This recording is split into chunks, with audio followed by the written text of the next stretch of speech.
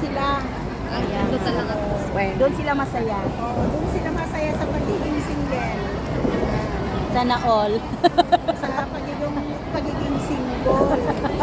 So, tayong mga dakilang mga ina, tinagurian din na dakilang Ama. mga bagong bayani.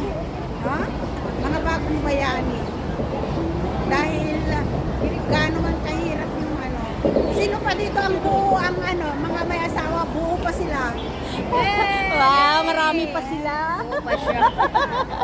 Ay, yung iba ng ibang pangit. Wasak na wasak. Wasak na wasak. Ako byuda, kaya ano, mas maganda pa yung byuda kaysa yung kaya alam mo patay na. Kaysa yung may asawa ka pero alam mo walang asawa. Parang walang asawa. Parang walang asawa. Missing in action din. Okay lang basta ano sa ang importante sana may suporta sa ano sa Yun lang sana. pamilya na iniwan. Yun lang sana. Yun ang wala masama pa eh. yung wala pa. Yun na nga, yung may asawa ka na walang asawa. Balik, kaya mo yan. Kaya natin yan, kaya natin yan. Sa yung ano, yung topic natin ngayon ay tungkol sa isang babae o isang asawa na naging ina, no? Na kinaya ang lahat na paghihirap dahil sa kanyang pananampalataya sa ating Panginoon Jesus. Pinanghawakan lang niya ang kanyang faith, ang pangako ng Diyos. So, kung may Bible kayo, buksan niyo sa 1 Samuel chapter 1. Pastora, pwede bang usog ka po konti para mas Ito yung ano, ito yung part ni Prophet Samuel. Kapanganakan ni Prophet Samuel. So, bago tayo mag-umpisa, mag-pray muna tayo. Father, we thank you so much for this precious moment to be in your presence. Naniniwala kami, Panginoon, na bago mo kami dinila sa lugar na ito, binuksan mo na ang aming mga puso kung saan sisidlan o daluyan, Panginoon, kung saan namin itatanim ang spiritual na bini ang iyong salita. Dahil walang silbi, Panginoon, ang mga salita mo kung aming mga puso, Panginoon, ay kasing ng bato. Lord, thank you for that spiritual understanding as well na pinagkaroon mo na sa buhay ng bawat isa upang maunawaan namin, Panginoon, ang mensahe mo sa amin, tatanggapin namin at i-apply namin, Panginoon, sa aming mga buhay. Kaya Lord, sa namin pinagkakatiwalag lahat. Believing by faith, Lord. To make this day victorious by faith. Thank you, Lord. In Jesus' name we pray. Amen.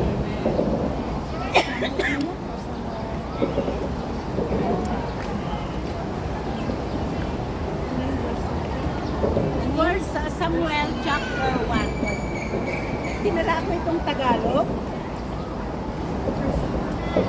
Sabi niya dito, may isang lalaking namatay na Sophim sa lupa ay mapungol ng Ephraim na ang pangalan ay Elkanah, na anak ni Jeroham, na anak ni Eliu, na anak ni may tofu dito. Na anak ni Soph na Ephraimita. Siya ay may dalawang asawa. Aroy! Ang pangalan ng isa ay o sa Ingles, Hana, at ang isa ay Binena. Si Penina ay may anak, ngunit sa Ana ay walang anak. So, sa kapitbahay nyo, may kakilala kayong dalawang asawa? O yung asawa nyo, dalawang asawa. So, ito, dalawang asawa niya. Si Hana at si Pinena. Pero tingnan natin dito yung ugali, karakter ng dalawang babae. No? So, dito tayo kukuha ng lesson kung paano napagtagumpayan ni Hana. No? So, makita natin dito sa kwentong ito, si Hana, she has everything. Mapagmahal na asawa and wealth. Pero ang wala ay sa kanya ay anak. No? Anak, wala siyang anak. So basahin natin sa verse 3. Ang lalaking ito ay pumupunta taon-taon mula sa kanyang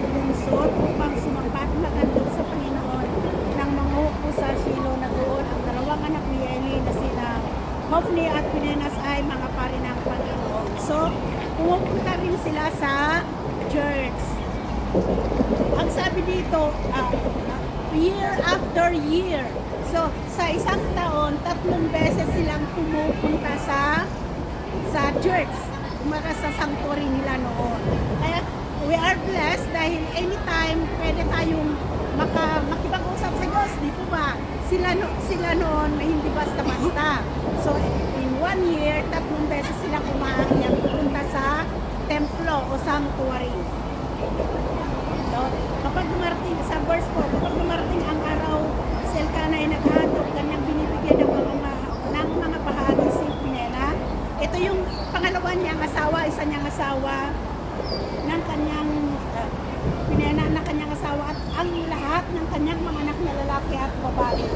Ngunit si Ana ay binibigyan niya ng dobleng bahagi sapagkat minamahal niya si Ana kahit na sinarahan ng Panginoon ang kanyang bahay bata o sinapupunan. So, katulad ng sinabi ko kanina, si Hana has everything, no? Kahit dalawa sila sa buhay ng kanyang asawa, mas mahal siya ng kanyang asawa. Kaya pag nagbibigay siya ng alay, mas marami ang portion, double portion sa kanya. No? Hindi siguro sa kagandaan nakikita, no? May katangian si Hana, bakit mas mahal siya ng kanyang asawa. So, tayo, kung alam natin sa real life, ano kayang mararamdaman natin kung alam natin na meron ang yung karibal mo, meron ng lahat, no? May anak, babae, lalaki, meron ng lahat. Ikaw, alam mo, sinarahan ng Diyos ang iyong sinapupunan. Matutuwa kaya tayo? Kahit siguro may pananampalataya tayo sa Diyos, hindi maiwasan na magdamdam tayo, no? O magrebelde. Pero, in the preceding verses, tingnan natin.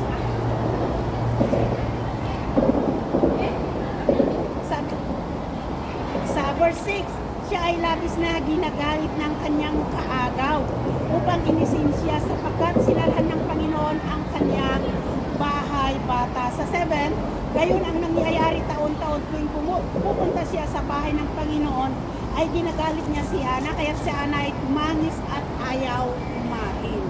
So, makita natin kung ano yung ginagawa nung kalibal kay Hana. So, pinuprovoke niya, ginagalit niya upang ito ay mainis. No? So, ano kayang mararamdaman mo? No? Kung ganun ang ginagawa ng karibal mo. No?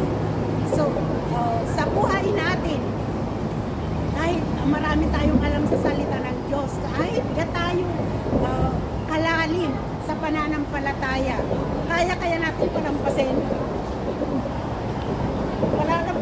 Kaya natin napigilin yung galit natin o hindi natin awayin. Hindi, di ba? Tayo nga lang, isapul ko na lang yung sarili ko, hindi yung ibang tao. Amo ko nasasagot. Amo mo, hindi pa karibal yon, hindi pa kaagaw yon sa pagmamahal ng asawa mo at kayamanan. Nasasagot natin, di po ba? Kaya dito, marami tayong aral na mapupulot. So, kahit meron na siyang lahat-lahat, pero meron siyang isang ninanais, meron siyang isang kahilingan sa Diyos. Ikaw, kapatid, meron ka bang hiniling sa Diyos na sa tagal-tagal ng panahon, you give up already dahil paulit-ulit mong hiniling, pero hindi niya ito tinugon? Meron ba? O yung mga single dyan, wala na sila. Baka hiniling nila yung asawa, pero sa tagal-tagal ng panahon, hindi na pagbigyan.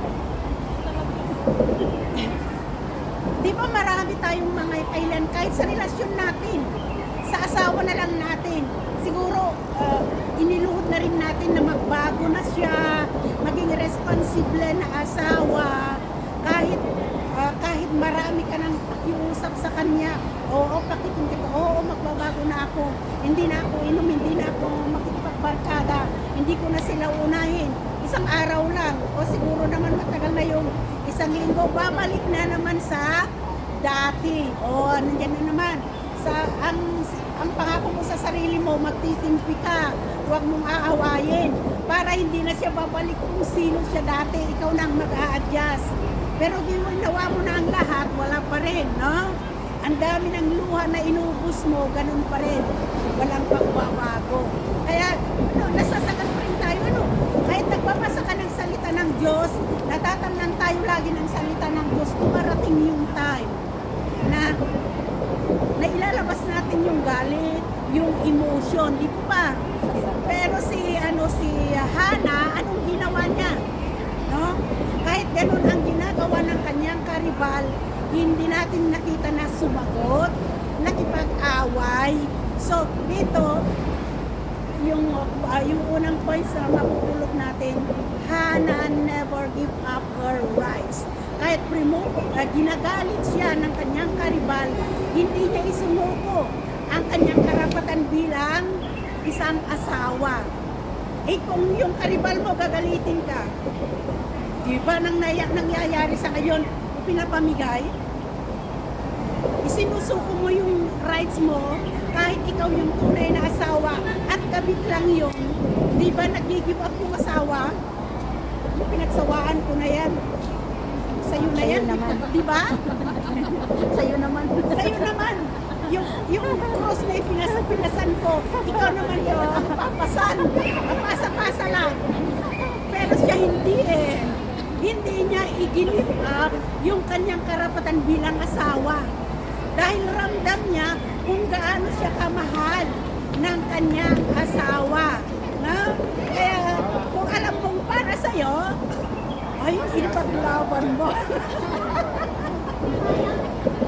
Ipaglalaban ko na hanggang sa dulo ng mundo. Pero kung responsable, Kung responsable, pastora, paglaban mo. ipapamigay. Ayun lang. Siguro kung buhay din yung asawa ko, matagal ko nang sinawal. Ano nga sinasabi, pag may sangla mo na para marimatan na eh. Maaga kasi akong nabiyota, kaya maaga akong nag-asawa, maaga rin nabiyota. 26 lang ako noon, nabiyota na. Kaya wala akong sinawali. Sayang hindi mo naranasan, pastora. Wala, mga ading, yung mag-marites tayo. Yung 8 years na pagsasama namin, kalbaryo. Kaya nung namatay siya, para akong nabunutan ng tinig. Salamat namatay ka. Nung namatay siya, Malungkot na masaya. yung mga kamag-anak niya, sinasabi nila, salamat gumawa ng paraan ang Diyos, nabunutan ka ng tinig. Nung nakapurol, hindi ako umiyak, yung malit na anak ko, apag lumalapit kasi sa magkabaong, hawak-hawak niya kamay ko. Sabi niya, huwag kang iiyak, huwag kang iiyak. Umiyak lang ako, nung ipapasok na sa, Ano yung joy? Pastora, tears of joy or tears of... hindi ko alam, parang lang kasi, hindi naman ako yung umiyak na gabutol, yung ulo lang, kasi yung biyanan ko, gusto na sumawa. Siyempre bilang asawa, masakit. Oo, bilang asawa, meron din naman kayong pinagsamaan. Pero pag pasan-pasan mo na cross, parang yung ganun na moment na napagkawala niya, parang kang nabubutan talaga lang. Kaya yung mga nag-mourn na mga nawalan ng asawa, baliktad naman sa akin, nakabaliktad. Dahil siyempre responsible yung asawa nila. Kaya masakit. Lalo na sila para silang mga reyna. Kaya kung yung asawa nyo, mahal na mahal kayo, kahit meron siyang sidekick dyan, ipaglaban nyo. Huwag nyo ipapamigay. Pero kung tamad, nasa kanya na lahat ang bisyo, huwag na kayong magmartir. Binabaril daw sa luneta ang mga martir. Anong parte niya yun? Nauso. Tigre na meron. Binabaril ka sa luneta. Pero itong kasi, ito, Martir pa rin.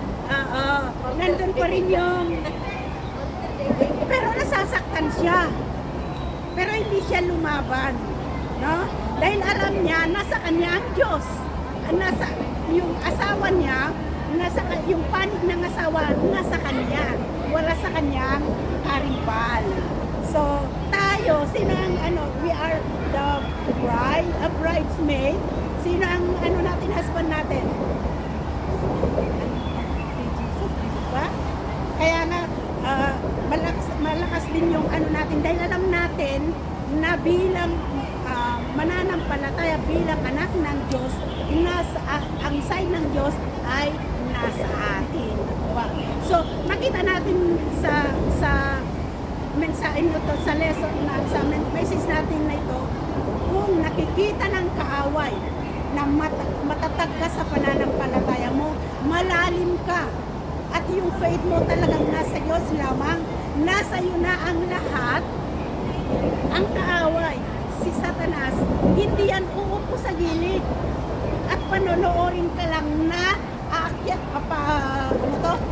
na maabot mo ang lahat na katagumpayan sa iyong buhay. So, ganito ang nangyari, di ba? Nasa kanya na ang lahat, anak lang ang kulang, no? Pero, itong si Penina, so, sa buhay natin, maraming Penina, di ba? Maraming Penina sa buhay natin, no? Maraming hahatak sa ating pababa, no? Sa dinanais natin, mga pinapangarap natin na abutin, nagsusumikap tayo sa pamagitan ng pananampalataya natin sa Diyos, pero marami rin hahatak sa atin, no? Pababa. Pero kung nandun yung pananampalataya natin sa ating Diyos, gaano man kalakas ang hatak ng kaaway, mas malakas pa rin ang ating Panginoon. Tutulungan niya tayo upang maabot natin kung ano yung dinidesign ng ating puso. So ano ang ginawa ni So when it comes to asawa, kung nasa iyo ang panig niya, responsible, mahal na mahal ka niya, ipaglaban mo. Oo. Pero, at yung mga nais mo pa sa buhay na matagal mo nang hinihiling, pero wala pang katuunan, huwag mo sukunan. Patience. So ano yung ginawa ni Hannah dito? Gayon ang nangyari taon-taon, no? So every 3 years, in 1 year, 3 beses sila maakyat sa sanctuary o sa templo. Ganon din. And every time, sabi niya dito, gayon ang nangyayari taon-taon. Tuwing pupunta siya sa bahay ng Panginoon o sa church, ay ginagalit niya si Ana, kaya si Ana ay tumangis at ayaw kumain. So, kahit gaano pa katatag yung pananampalataya mo, masasaktan at masasaktan ka rin. Yung katwiran natin, tao pa lamang naman tayo, di ba? Hindi pa naman tayo patay, para hindi natin maramdaman ang sakit ng ginagawa ni Pinena. O sa buhay natin, yung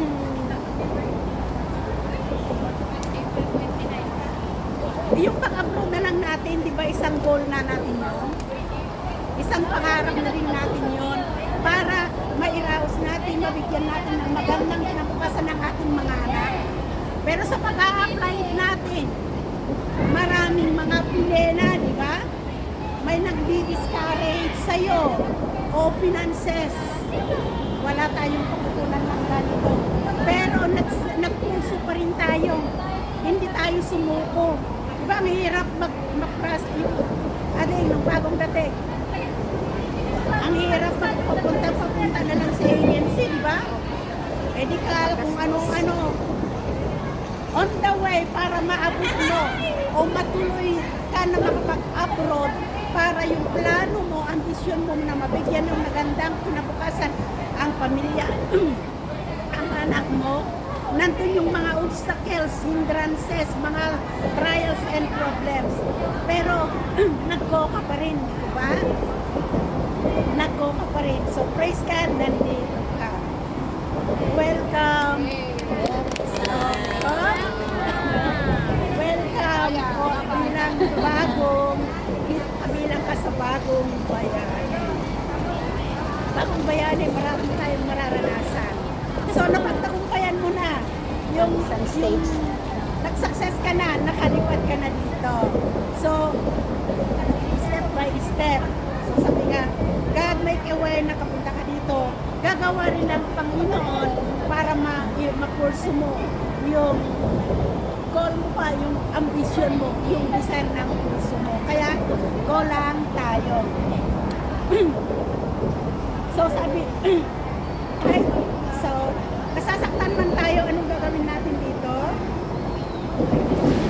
Sa verse 8, sabi ni, yung kanyang asawa, sinabi ni Elkanah na kanyang asawa, bakit umiyak? Bakit hindi ka kumakain? At bakit nalulungkot ang iyong puso? Hindi ba ako higit pa sa iyo kaysa sa iyong anak? Diba kung may problema tayo, nasasaktan tayo, hindi rin tayo makakain, di ba? Sino yung baliktad dito? Napang-stress na stress, ang sarap kumain. Ang sarap ng tulog.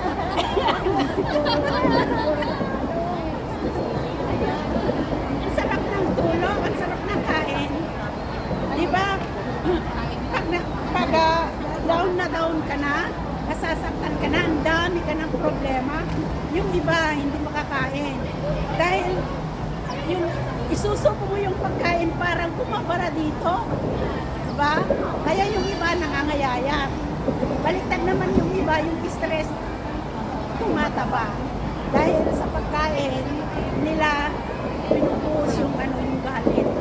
Sa halip na sa tao, sa kanin na lang, sa kain sila manggigil. Diba? Mas maganda yun. So,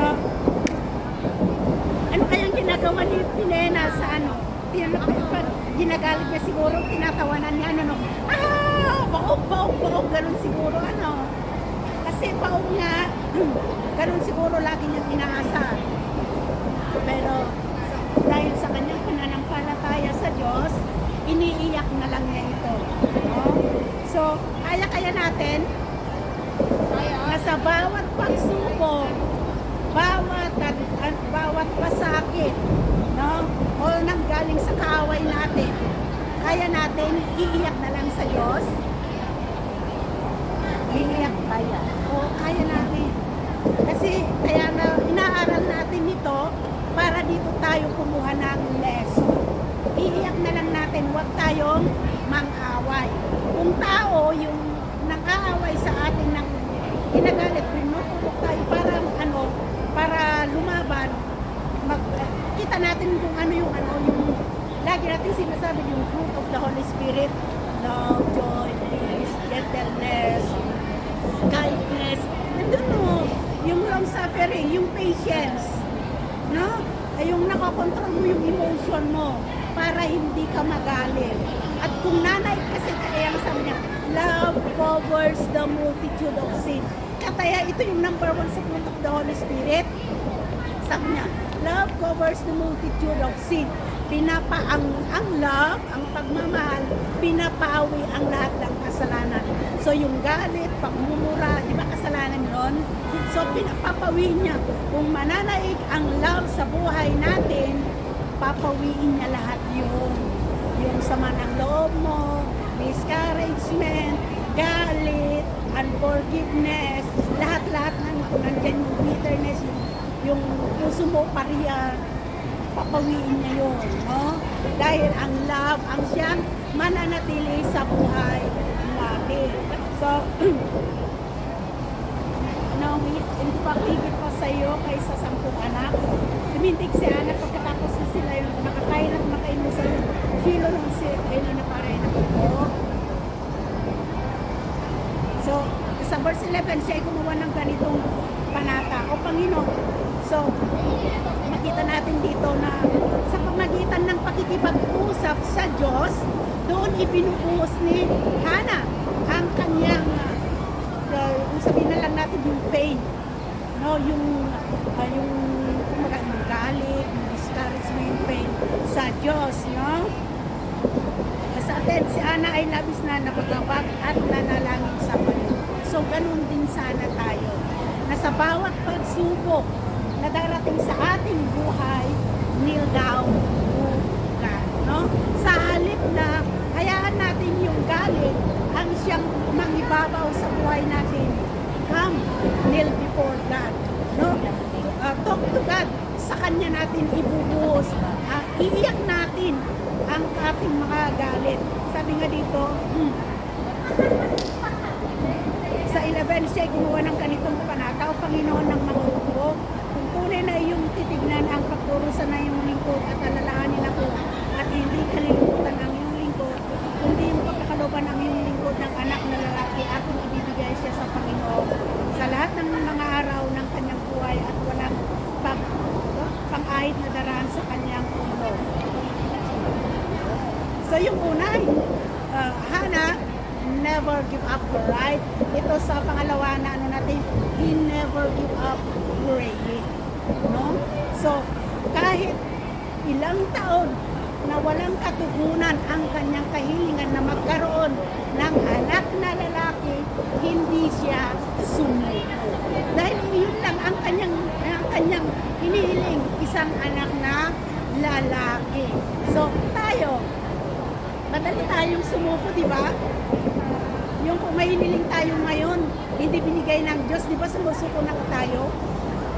O meron tayong desire, pero ilang taon na, wala pa rin, hindi pa rin natin makita yung katuhunan. Di ba, nag-give up na tayo? Pero sa part ni Hannah, ilang taon, gaano kaya katagal yung paghihintay niya na tugunin ng Diyos ang kanyang kahilingan. So, ganun tayo mga kapatid na kahit hindi man tinugon ng Diyos ang ating kahilingan, kahit matagal na, don't lose hope. Never give up praying. Dahil pangako nga ng Diyos na kung tayo ay humiling, ask and it shall be given na tayo sa Matthew 7:7. Kung tayo ay humiling, tayo ay bibigyan. So, sabi niya, pray without ceasing. Huwag tayong huwag tayong tumigil. Keep on praying, keep on asking, keep on knocking, and the door will be open. Kasi kung baga yung hiniling natin, para tayong kumakatok sa saradong pintuan, di ba? Yung saradong pinto, anong ginagawa natin? Di ba kinakatok? Para pagbuksan. So, ganun din sa ating desire, sa ating mga panalangin sa Diyos. Keep on knocking through prayer, and the door will be open for us, and God will give what we are asking for Him. So, huwag tayong magsawa na manalangin. Keep on praying. So, ito yung pangako ni Hannah na kung bibigyan siya ng anak na lalaki, ibibigay niya ito sa Diyos. No? Ibibigay niya. Hindi ibig sabihin na katulad ni Moses na isasacrifice sa ibibigay niya at maglilingkod si Samuel sa ang kanyang anak sa church, sa simbahan. So, pinakinggan ba ng Diyos ang kahilingan, ang panalangin ni Hannah? O dahil hindi rin tumigil si Hannah sa panalangin o pagkatok sa pintuan, pagkatok sa Diyos, nabigyan siya ng anak na lalaki. So habang siya patuloy na panalangin sa harapan ng Panginoon, pinapamasanelin. Si Hannah ay tahimik na nanalangin. Ito yung in our prayer, hindi lamang yung manalangin tayo na ang lakas-lakas, no?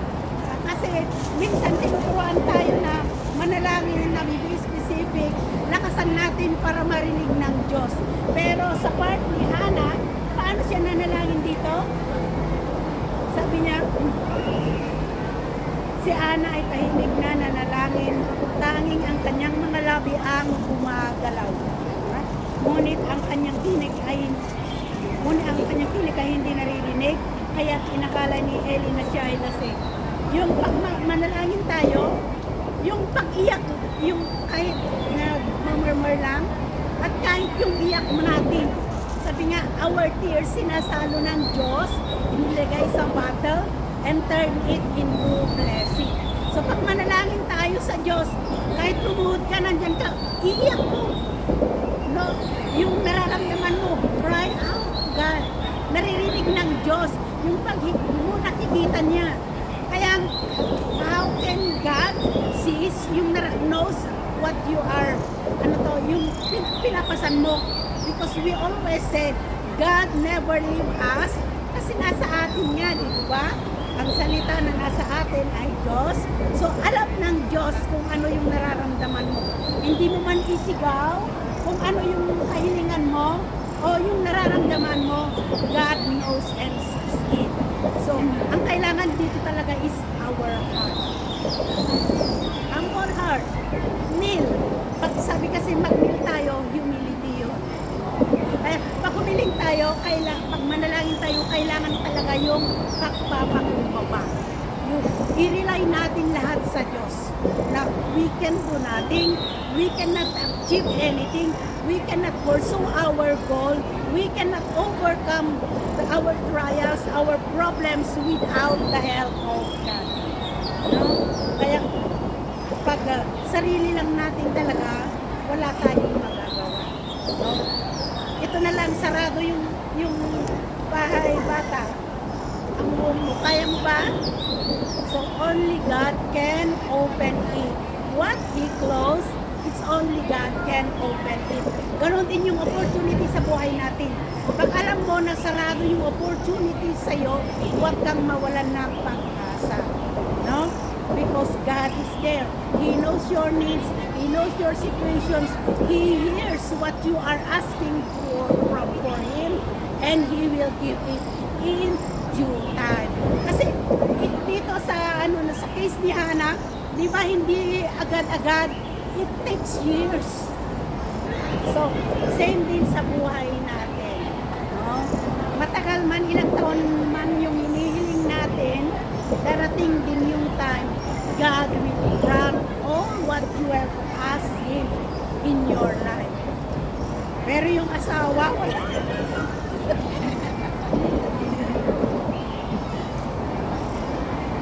Magbabago kaya? Magbabago kaya? Magbabago. When it comes to asawa, marami na akong nakita no, hanggang namatay. Na hindi nagbago. Yung uncle ko. Lalala na lang pasuran. Hindi na, hanggang namatay, hindi na sila nagbago. Kaya, ano yun, no? So sad. Kasi, yung prayer din naman natin, na kahit wala na kayo sa isa't isa, makilala nila ang Diyos. Diba? Hindi yung mamatay sila, ganun pa rin sila. So alam natin kung saan sila pupunta, sa hell, kasi dalawa lang naman, hell and heaven. So kung wala sa kanila ang Diyos, hanggang sa uling hininga nila, they will go to heaven. So yun yung nakakalungkot. Mapunta sila sa heaven, ahead. So when it comes to prayer, hindi kailangan na isigaw natin dyan, magsigaw-sigaw ka dyan. Kung ano yung hiniling mo sa Diyos, you can come to God, kahit bulong-bulong lang, He can hear it. Because He is in you. No? Nasa atin ang Diyos. So, Hannah never give up her desire or yung panalangin niya, yung hiniling niya sa Diyos. So, when God hears it, tinugon ng Diyos, no? Si Hannah, tinupad niya ang kanyang pangako na kung siya'y bibigyan ng Diyos ng isang anak na lalaki, ibibigay niya sa church. Ito yung natin na si Prophet Samuel. So, nagbuntis siya. So, nung one night, nagsama sila ng kanyang asawa si Elkanah, naalala ng Diyos si Hannah. So, binuksan niya yung bahay, yung sinapupunan, yung isang nagnig sila, nabuntis. Binuksan ng Diyos ang kanyang sinapupunan at nabuntis itong si Hannah. May chance ka pa. Wala ka na nagaling. May chance ka pa. Wala ka pa. Wala. Ilang taon na kayo ng asawa mo? May chance pa yan. Oo. Bubuksan din ang Si church. Hannah, Nasa building ngayon. kasi si Hannah, ilang taon nang paulit-ulit. Paulit-ulit, iyon ang hiniling niya sa Diyos. Isang anak na lalaki. So, So, tinugon ng Diyos, di ba? Sabi niya dito, ay, sa baba, huwag mo ituring na bukay. Sinabi niya makalawang lingkod sa kabiyayan sa 18.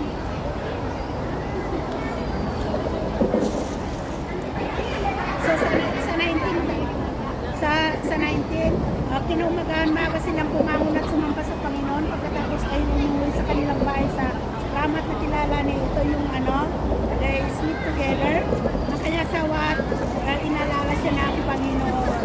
Sa magtang panahon si Hana ay naglihiyak ng anak ng isang lalaki at tinawag ang kanyang pangalan na Samuel sapagkat sinabi niya iningi ko siya sa Panginoon. So nung nagbuntis ng anak, anong pinangalanan niya itong Samuel? Because I asked for the Lord. Yun ang ibig ng sabihin namin Samuel. So, si Prophet Samuel, ito yung kanyang biography. Dahil hinilingin ng kanyang inanasiyana ng matagal bago na inipaglihi itong si Samuel. So, yung pangako ni Hana na kung ibibigay ng Diyos ang kanyang kahilingan na mabuntis at bigyan ng isang anak na lalaki, tinupad ni Hana. So, anong ginawa niya? After nung na-win, nung hindi na nagsususo yung kanyang anak, dinala sa simbahan. So, tayo, kung halimbawa anak ang hiniling natin, ilang taon bago binigay ng Diyos, nagbuntis ka ng anak ka, tutuparin mo yung pangako mo na ibibigay mo sa simbahan at doon maglilingkod. Di ba bilang isang ina na hiniling mo ng ilang taon, madali ba tanggapin yon? Di ba hindi? Hiniling mo yun. Ang daming sakit na naranasan mo dahil sa karibal mo. Inaalipos ka, ginagalit ka, tinis mo, kinaya mo, hindi ka nagsawa na lumuhod sa Diyos upang bigyan ka, pakinggan niya ang iyong panalangin. Tapos nung tinugon, ibibigay mo sa Diyos. Diba? Sa part ng isang ina, diba ang hirap? Ang hirap bitiwan kung ano yung meron. Diba? Lalo na pag anak. Pero kay Hana, tinupad niya ang kung ano yung pinangako niya sa Diyos. So, sa buhay natin, mga ading, meron ka bang hiniling sa Diyos na kung ibibigay niya, nangako ka na ganito ang gagawin mo? O inayaw mo na, Lord, kung tugurin mo lang yung ganito, o kung babaguhin mo si ganito, magbabago rin ako. O binago, o ibinigay yung hiniling mo. Binigay mo rin ba sa Diyos kung ano yung ipinangako mo sa Kanya? Hindi natin pag-usapan dito ang tithes. Kasi hindi naman ano sa tithes. Sa buhay natin. Di ba marami tayong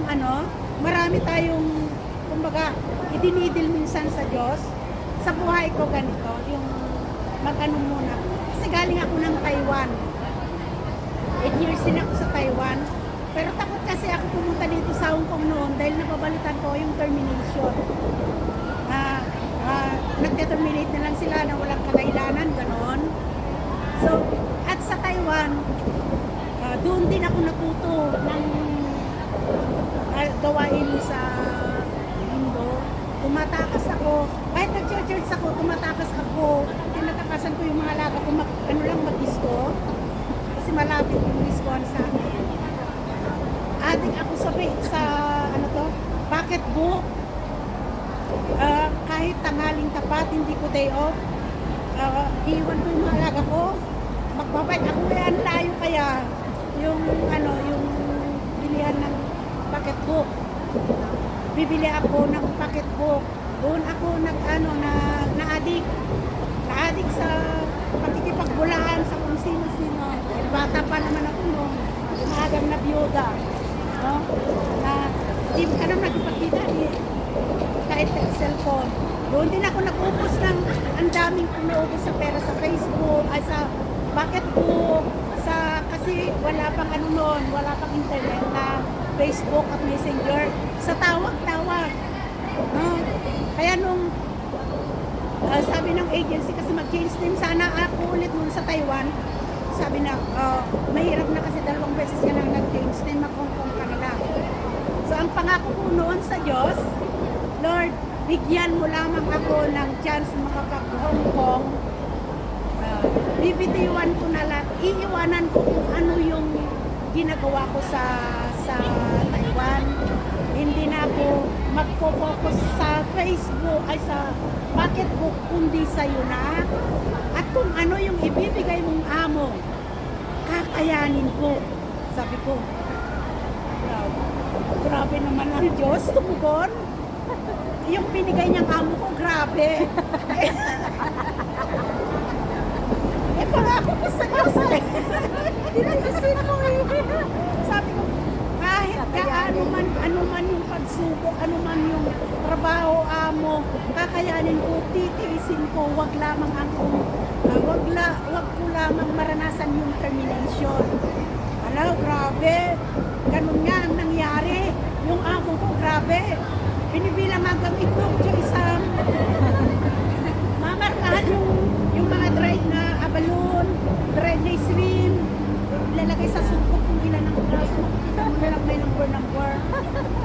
Hinaya ko kasi lagi kong naaalala yung pangako ko sa Diyos na Lord, magbabago ako, bibigyan mo lang ako ng chance sa makapunta ng mundo.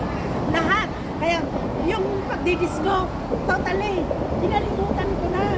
Yung pagkikipagbulahan sa ano kasi hindi rin naman nakapagad na Facebook nung pagpunta ko dito. Talagang totally. Kasi pangako ko yung sa Diyos eh. Pero yung pagtitis ko sa amo ko, grabe, 8 years tiniis ko.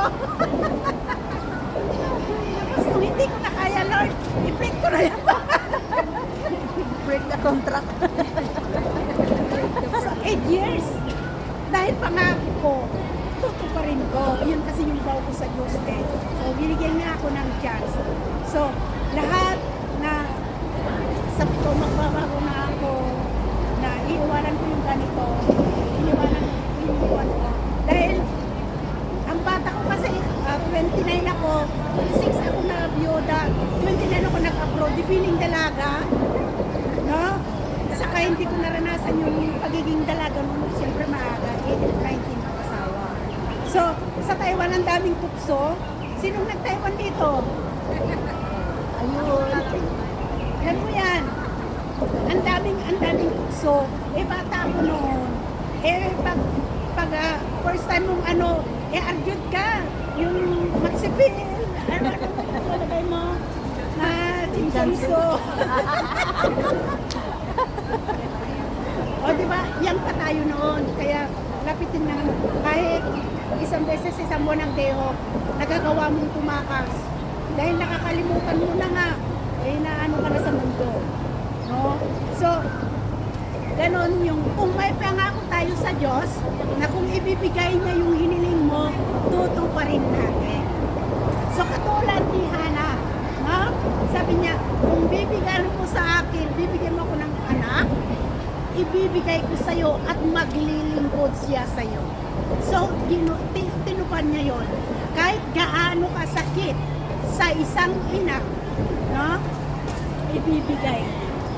So, tayo na mga ina,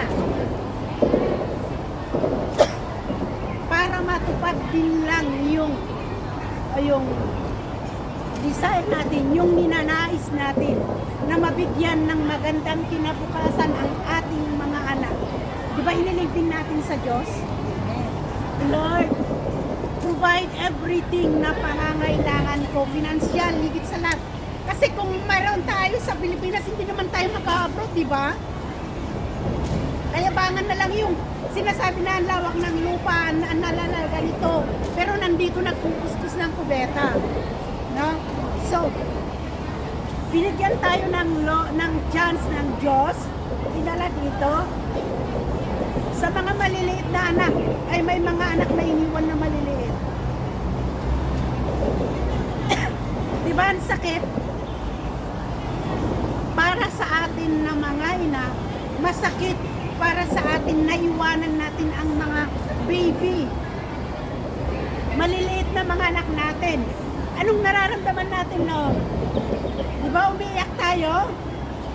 Tuwing gabi, ang sakit, iniisip mo ano na kayang nangyari sa baby ko? No? Inaalagaan kaya? So, ang lahat ng yun na pinagdaanan natin, tayo na matagal na dito, na ina, na nagsasakripisyo, naaabot na natin pa isa-isa ang ating mga pangarap. Tinutupad din kaya natin kung ano yung pangako din natin sa Diyos, na kung matupad mo ang lahat ng ninanais mo, mananatili ka sa Kanya, ha? Mananatili ka sa Kanya at hindi magweweway. So, alam ko na bilang isang ina, marami tayong mga pinagdaanan. Sinang more than 10 years na dito sa Hong Kong. Ang tagal na natin dito, pero meron pa rin tayong mga pangarap, di ba? Meron pa rin tayong mga hinihiling sa Diyos. Na Lord, gusto ko pa ito, gusto ko pa ito, gusto ko pa ito. So, ang Diyos, walang limit. As long as mananatili tayo sa Kanya. Mananatili tayo in the right path. No? So, sa bawat pagtupad natin sa ating mga pangarap, may kaakibat ito na pagsubok. No? Dahil hindi naman natin maabot ang isang katagumpayan o success na wala tayong naranasan na pagsubok, di po ba? So, ganun din si Hana. No? Hindi ibinigay ng Diyos ang kanyang kahilingan ura-urada. So, ganun din sa buhay natin. Yung desire mo, pinapangarap mo, hinihiling mo sa Diyos, hindi ibibigay ka agad-agad. No? Along the way, madapa tayo, maraming mga tinik sa daraanan natin. Pero, gusto natin maabot yun. Anong gagawin natin? Rise up. No? Madapa tayo, rise up. Huwag tayong mananatili kung saan tayo nadapa. Dahil kung mananatili ka doon, hindi mo maabot kung ano yung pinapangarap mo o kung ano yung hinihiling mo sa Diyos. So, katulad ni Hana, kahit ganun ang ginagawa ng kanyang karibal, o in our life, bilang mananampalataya, sino ang kaaway natin? Sino ang pinene sa buhay natin? Si Satan. No? Dahil ang nais ng Diyos, lahat sa kanyang mga anak, good, di po ba?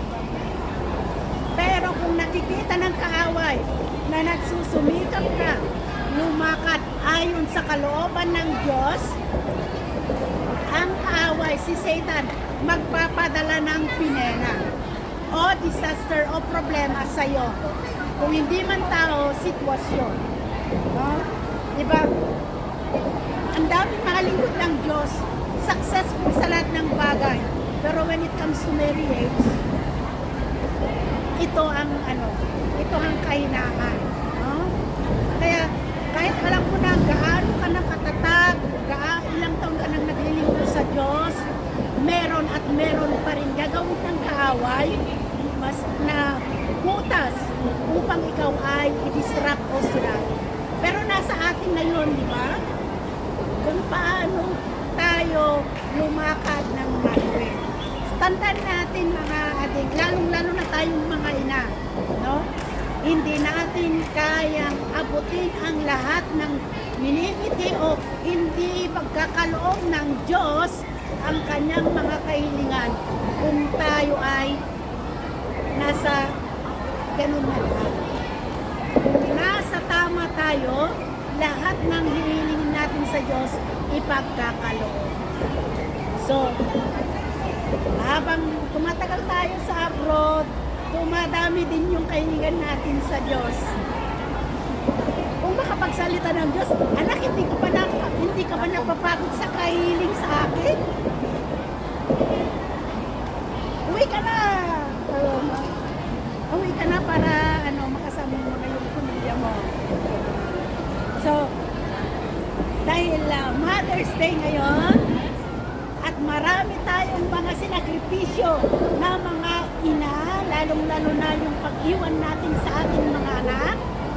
Yung mga ina na success na sa mga anak, itaas ang kamay, yung nakapagtapos na. Hindi pa, meron pa Oh, isa. praise the Lord. Dahil yun lang naman, yun yung nagpapagaan sa atin. Na pagtapos ng ating mga anak, kaya sinasabi nila, tapos ng mga anak mo, ba't nandyan ka pa? Nagre-relax din naman kami. Dahil nung nagpapaaral kami, wala rin natitira sa mga sahod namin. Yun lang. Hanggang amoy na lang ng KFC at McDonald's kaya. Hanggang sa labas lang. Kaya yung mga nag-uumpisa pa lamang ng mga ina na nagpapaaral, Maliit. kayang-kaya din Darating yan. din yan. So, just Maliit pa trust sa atin. God and walk with God. Pa, hindi tayo lilihis sa daan, God will guide us. Tandaan natin, we can do nothing. We cannot achieve success. We cannot pursue our dreams. We cannot give what our hearts desire na mapag-aral, mapagtapos ang ating mga anak kung tayo lamang. Without the help of God, we cannot achieve it. So, napakasarap napakasarap yung pakiramdam na tayong mga ina, malayo tayo sa piling ng ating mga anak, pero wala man tayo, wala din yung mga asawa natin na nag-guide sa kanila. Hindi sila napariwara, no? Hindi sila naging drug addict, drug pusher, sugalor, whatever. Dahil sa bawat panalangin natin, di ba iniiyak natin, Lord, malayo man ako sa kanila, ikaw ang mag-guide. Yun ang naging panalangin natin. Ilayo mo sila sa mga barkada that can destroy my ambition, their ambition. Lead them into the right path.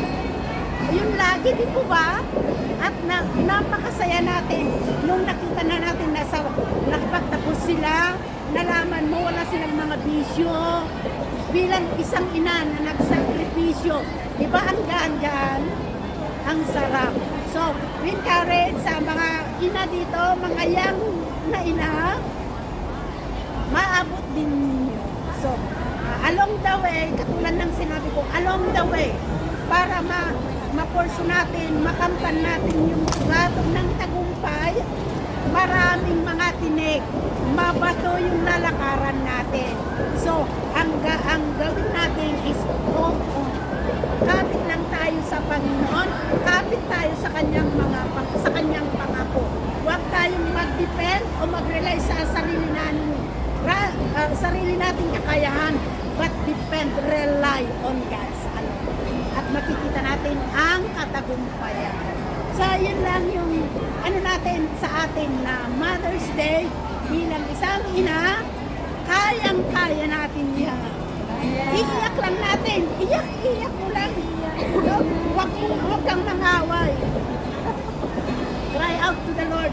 Sa Kanya ka magsumbong. At makakamtan natin ang tagumpay sa atin.